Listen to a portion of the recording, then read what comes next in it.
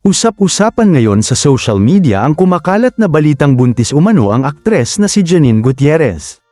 Nagsimula ang issue matapos mapansin ng ilang netizens ang ilang larawan at video ng aktres kung saan tila umano ay may pagbabago sa kanyang pangangatawan.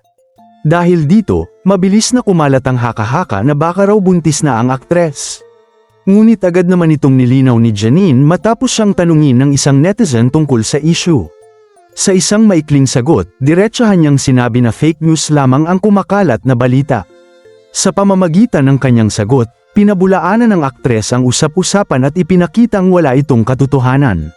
Sa kabila ng tsismis na ito, marami pa rin ang interesado sa relasyon nina Janine at ng veteranong aktor na si Jericho Rosales.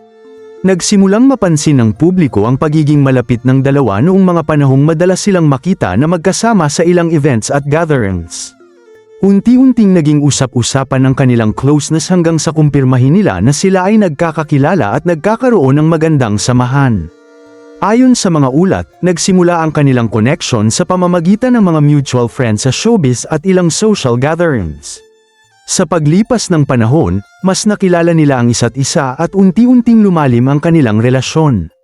Marami rin ang humanga sa kanilang relasyon dahil sa maturity at respeto na ipinapakita nila sa isa't isa.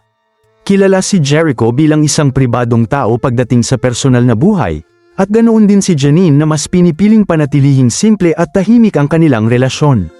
Dahil dito, maraming fans ang natuwa nang makita ang kanilang mga larawan na magkasama sa ilang pagkakataon, patunay na masaya at maayos ang kanilang samahan.